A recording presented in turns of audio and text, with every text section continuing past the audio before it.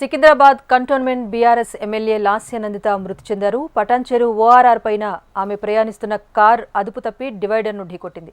ఈ ప్రమాదంలో తీవ్రంగా గాయపడ్డ ఆమె అక్కడికక్కడే ప్రాణాలు కోల్పోయారు. కంటోన్మెంట్ ఎమ్మెల్యేగా ఉన్న ఆమె తండ్రి సాయన్న గత ఏడాది ఫిబ్రవరిలోనే కన్నుమూశారు. దీంతో ఇటీవల అసెంబ్లీ ఎన్నికల్లో ఆయన కుమార్తె లాస్యకు బీఆర్ఎస్ టికెట్ ఇచ్చింది. ఆమె గెలుపొందారు.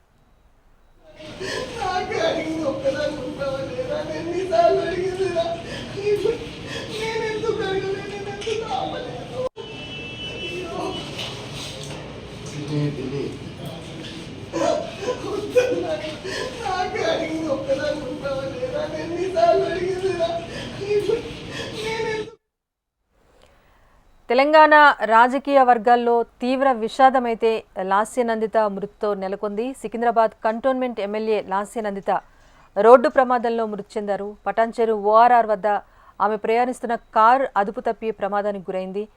ఘటనలో లాస్య నందిత అక్కడికక్కడే మృతి చెందారు. డ్రైవర్కు సైతం తీవ్ర గాయాలు కావడంతో ప్రస్తుతం హాస్పిటల్కు తరలించి చికిత్స అందిస్తున్నారు.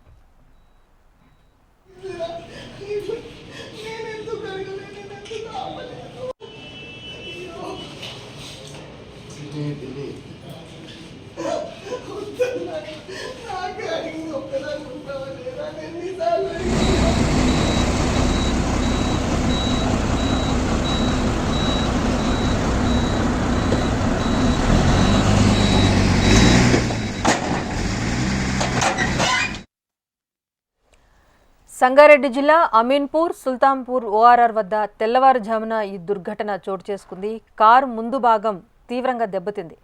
డ్రైవర్ పక్క సీట్లో కూర్చున్న లాస్య నందిత స్పాట్లోనే మృతి చెందారు. తీవ్ర గాయాలైన డ్రైవర్ పరిస్థితి కూడా విషమంగా ఉన్నట్టుగానే ప్రస్తుతానికి సమాచారం అందుతోంది. మరోవైపు యువ ఎమ్మెల్యే మృతి పట్ల బీఆర్ఎస్ వర్గాల్లో విషాద ఛాయలు అలుముకున్నాయి.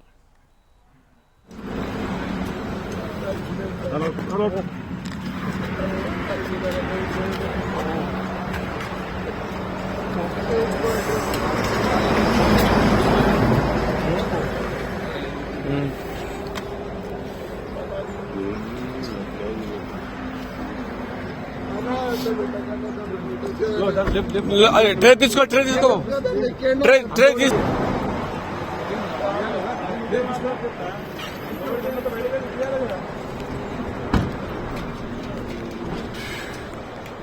ట్రే తీసుకో బాబు. తండ్రి వారసత్వంగా రాజకీయాల్లోకి వచ్చిన లాస్య నందిత కంటోన్మెంట్ మాజీ ఎమ్మెల్యే సాయన్న కుమార్తె. గత ఏడాది ఫిబ్రవరిలో సాయన్న అనారోగ్యం కారణంగా మృతి చెందారు. దీంతో ఆ స్థానంలో లాస్య నందితకు బీఆర్ఎస్ అధిష్టానం టికెట్ ఇచ్చింది. నవంబర్ చివరిలో జరిగిన అసెంబ్లీ ఎన్నికల్లో ఆమె 17,169 ఓట్ల మెజార్టీతో విజయం సాధించారు. రాజకీయంగా కూడా ఎంతో భవిష్యత్తు ఉందని భావిస్తున్న తరుణంలో అది చిన్న వయసులోనే ఇంతటి దుర్మరణం చెందటం పట్ల పలువురు నేతలు తీవ్ర విచారాన్ని వ్యక్తం చేస్తున్నారు.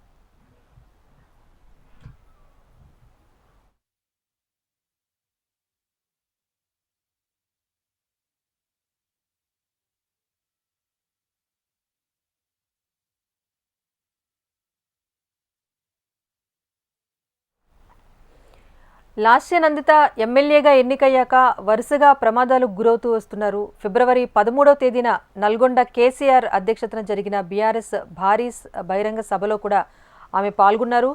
ఎమ్మెల్యే లాస్య నందిత కూడా ఈ సభకు వెళ్లారు, యాక్టివ్గానే పార్టిసిపేట్ చేశారు. అదే సమయంలో ఆమె ప్రయాణిస్తున్న కారు నార్కట్పల్లి వద్ద ఓ టిప్పర్ ఢీకొంది. దీంతో ఆమె వెళ్తున్న కారు ముందు టైర్ అయితే ఊడిపోయింది. అంతకుముందు కూడా కిందటి ఏడాది డిసెంబర్లో ఆమె ఒక లిఫ్ట్లో 3 గంటలకు పైగా ఇరుక్కుపోయారు. సిబ్బంది లిఫ్ట్ను బద్దలుగొట్టి మరీ ఆమెను బయటకు తీసిన సందర్భం ఉంది.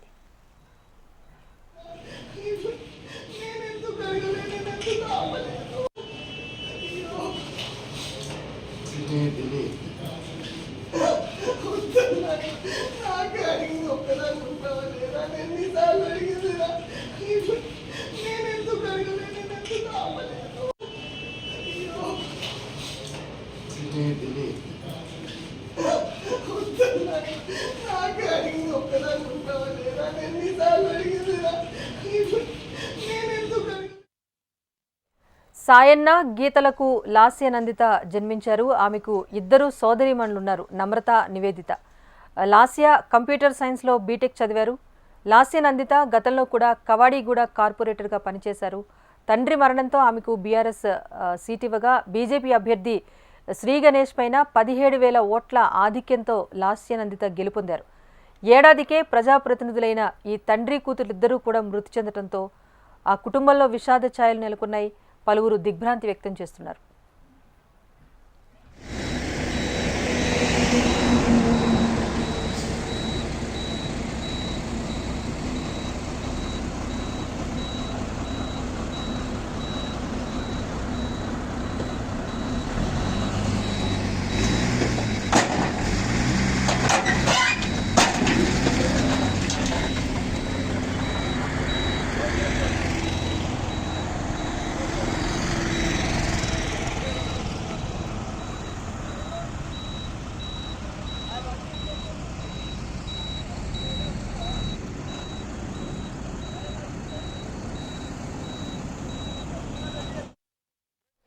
పటాన్చెరు ఓఆర్ఆర్పై జరిగిన రోడ్డు ప్రమాదంలో అతి చిన్న వయసులోనే రాజకీయ నాయకురాలిగా ఎదిగిన లాస్య నందిత మృతి చెందడం పలువురిని తీవ్ర దిగ్భ్రాంతికి గురి చేస్తోంది. కాసేపటి క్రితమే కేసీఆర్ స్పందించారు. లాస్య నందిత మృతి అనేది పార్టీకి అలాగే ఆమె కుటుంబానికి కూడా తీరని లోటని ఆయన ఆవేదన వ్యక్తం చేశారు. ఇటు కేటీఆర్, హరీష్ రావు కూడా లాస్య మృతి పట్ల దిగ్భ్రాంతి అయితే వ్యక్తం చేశారు. ప్రస్తుతం ఆమె మృతదేహం పటాన్చెరులోని ఆమోద హాస్పిటల్లో ఉంచారు. పోస్ట్ మార్టం తర్వాత ఎక్కడికి తరలిస్తారు, దీనికి సంబంధించి అయితే వివరాలు తెలియజేస్తారు. పోలీసులు అయితే తదనంతర కార్యక్రమాలు ప్రస్తుతం చేపడుతున్నారు. అప్డేట్ మా ప్రతినిధి స్వామి అందిస్తారు. స్వామి. రాజేశ్వరి కంటోన్మెంట్ ఎమ్మెల్యే లాస్య నందిత మరణం పట్ల బీఆర్ఎస్ నేతలు తీవ్ర దిగ్భ్రాంతికి గురయ్యారు. చిన్న వయసులో ఆమె అకాల మృత్యు పాలు కావడం పట్ల కూడా వారంతా కూడా జీర్ణించుకోలేకపోతున్నారు.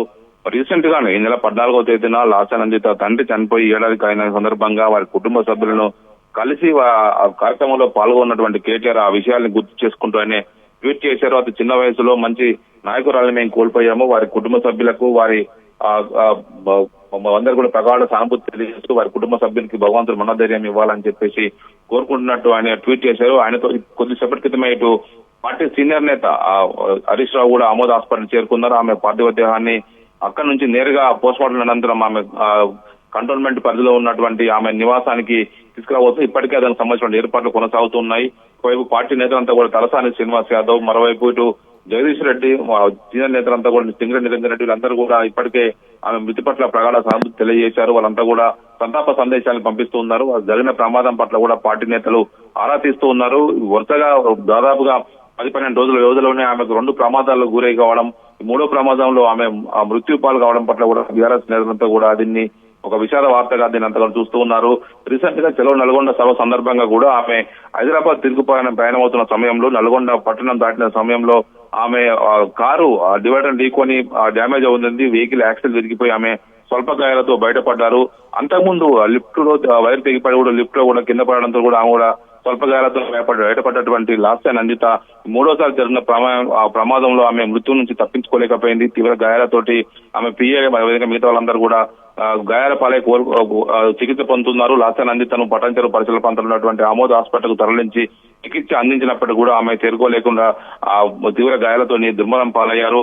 మొత్తానికి ఆమె 2000 తండ్రి అడుగుజాడలో మాజీ సీనియర్ నాయకులు, మాజీ మంత్రి, ఎమ్మెల్యే సాయాన్ని అడుగుజాడలో ఆమె రాజకీయ ప్రవేశం చేశారు.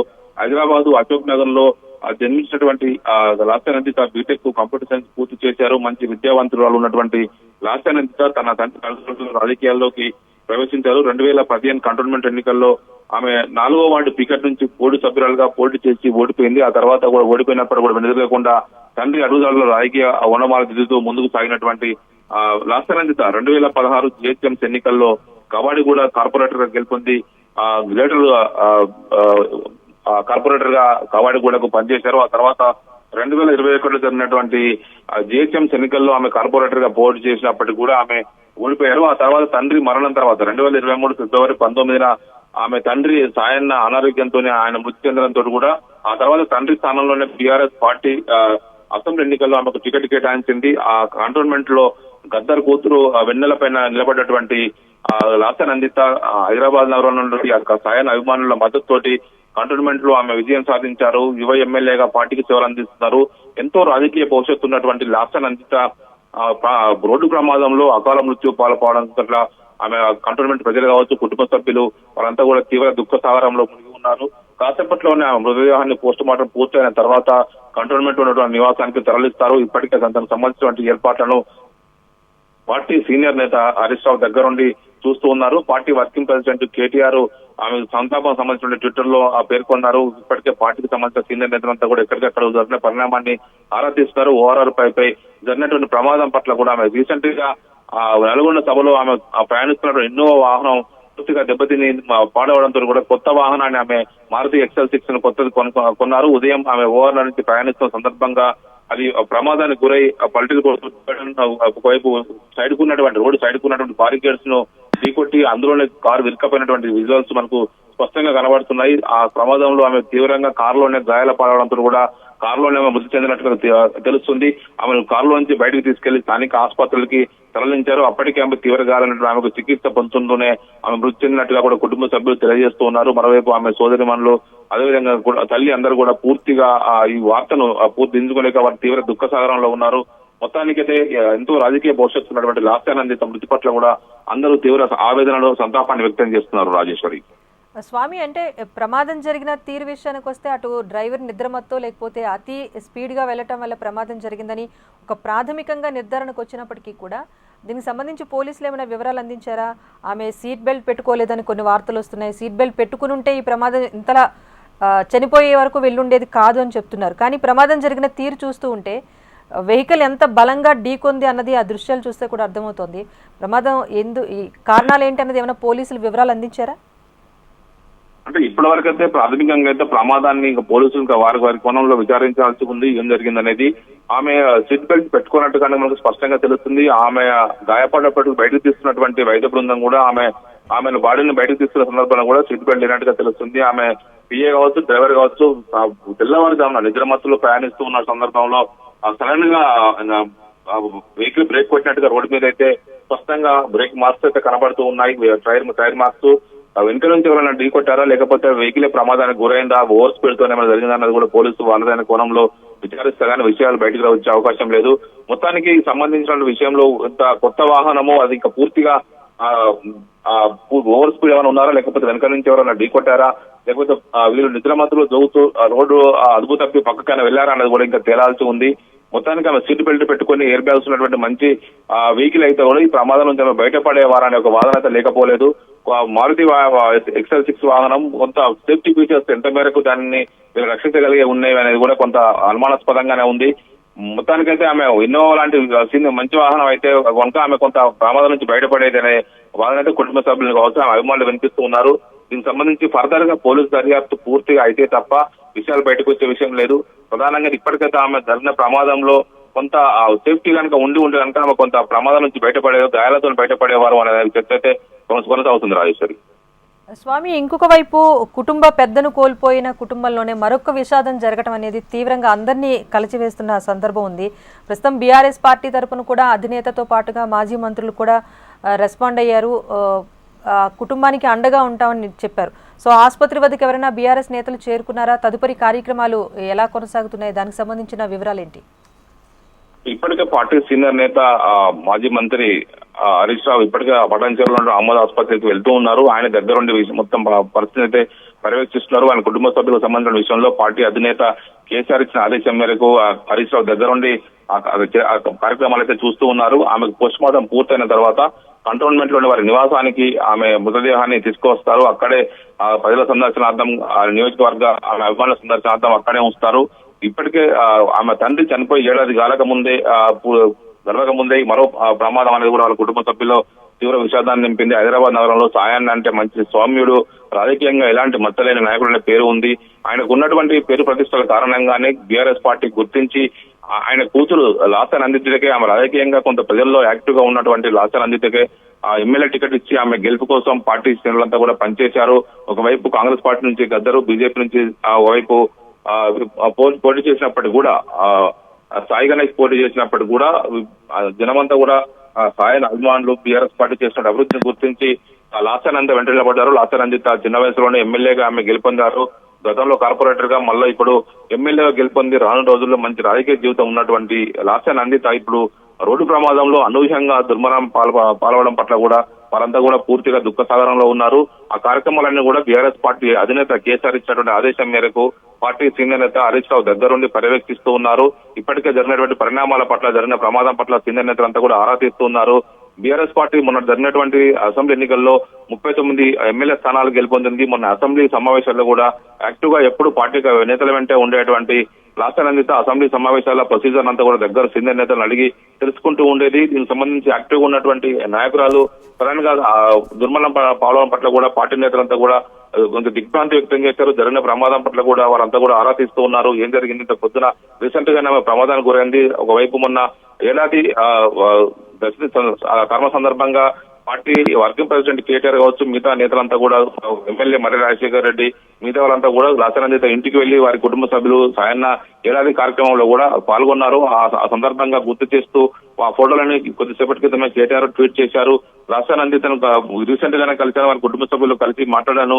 ఇలాంటి సమయంలో అనూహ్యంగా ఇలాంటి ప్రమాదానికి ఆమె గురి కావడం పట్ల కూడా వాళ్ళంతా కూడా దిగ్భ్రాంతి వ్యక్తం చేస్తున్నారు.